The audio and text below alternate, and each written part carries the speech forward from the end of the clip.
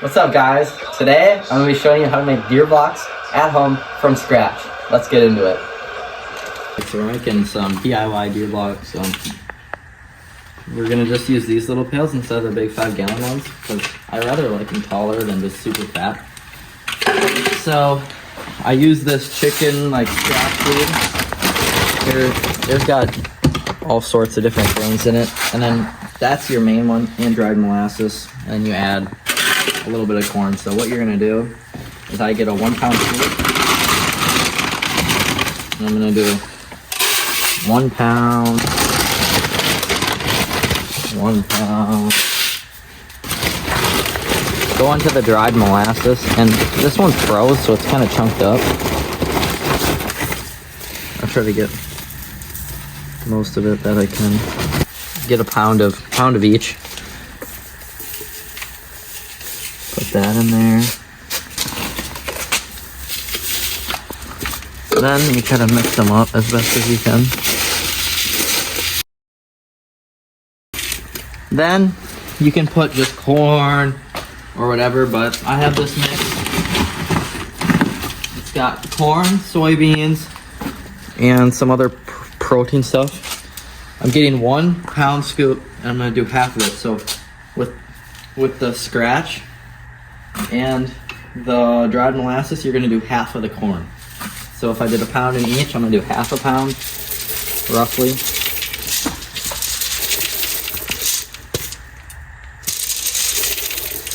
And half a pound. Mix it up.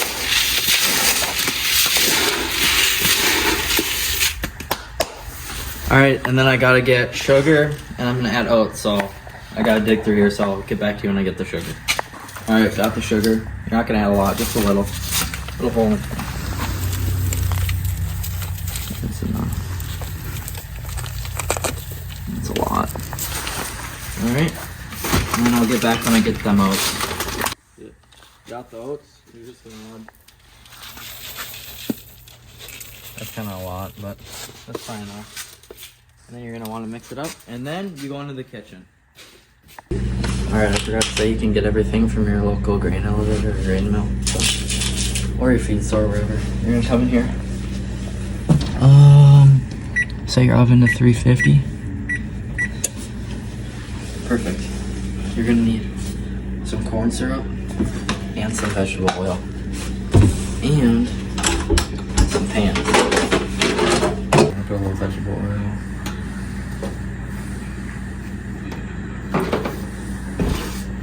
You're just gonna take a paper towel or anything, rub it on the bottom, just so it doesn't get stuck, you know. And all that has the vegetable oil, you're gonna want to keep this because you're gonna line the vegetable oil on the bucket so that the whole block comes out too. All right, you can fit a lot in these pans, so I'm gonna do a little bucket in each of them.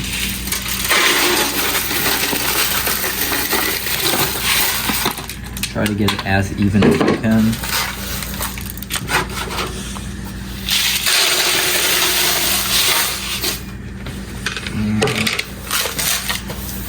And that's what it looks like. You're gonna want a stick of some sort. And then you're gonna add a little bit of some corn syrup to guesstimate on it. Like that. And then you're just gonna mix it up here.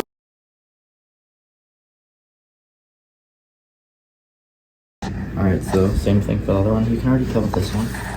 It's starting to clump up, which you want. So. Oh! Balsa! Start to stir. Ignore that.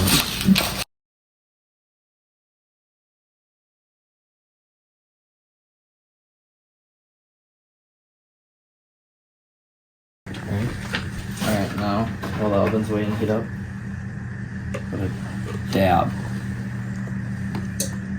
Not a super lot. And then you're going to take that old rag that you have, push it around, up on the sides, real nice and good so that your block will come out when you're done. Because you don't want your block to stick into this.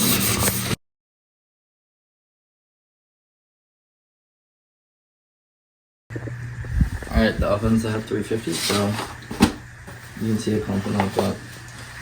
I'm just gonna put these up there. And then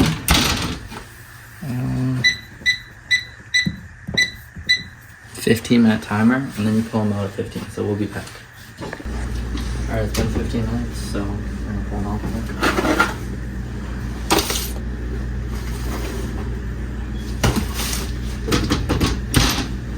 Take your whisk in. And put it up. You can see it clumping together really good. Make sure it gets off the edges. And kind of take the stuff from the bottom up to the top.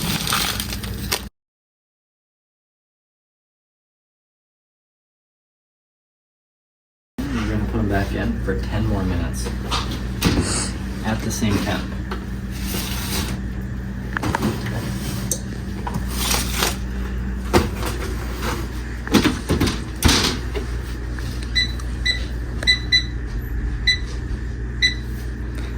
Might help if you put 10 in.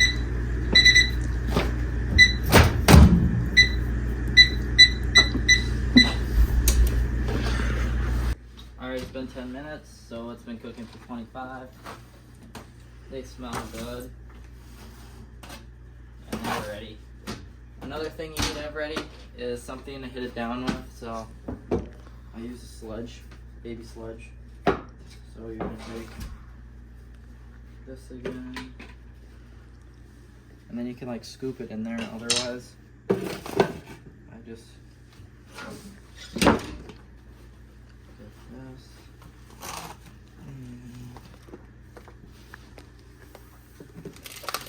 And you grab. Then you're gonna take the sledgehammer and you really gotta beat it down so it's hard. I like to put it on the ground so it's not as loud.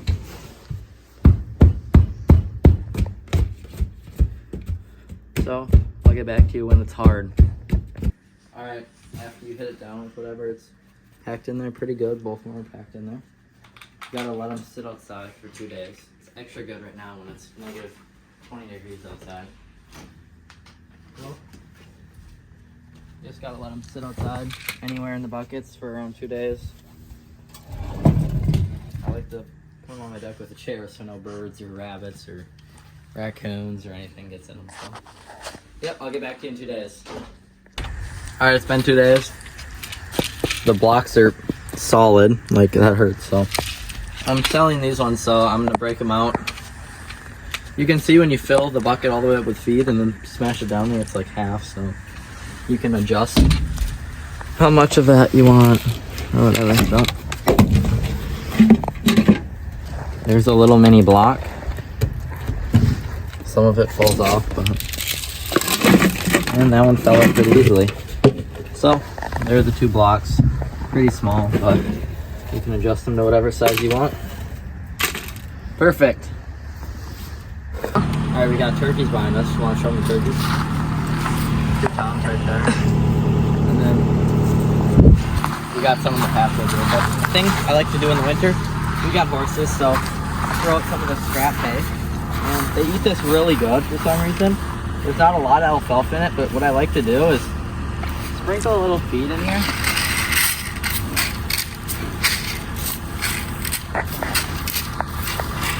And their desire to eat it just goes up. Like, we put a lot of hay out here, and they eat it within 2 weeks, so that's good for them and keeps them healthy. So we're gonna go to the backfield and do the same.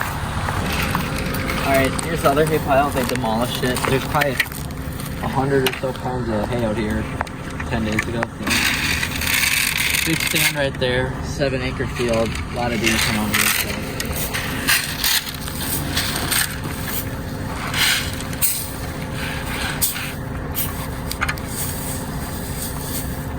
Kind of mix it in with the hay. And they gotta eat everything, you know, so that's that. Rose water tank here. And I'm gonna show you this little camera over here. Alright guys, thank you for watching the video. Stay tuned for more fishing, all types of hunting, and some farming videos. And we're going scouting soon to look for some sheds, so thank you guys. See you later.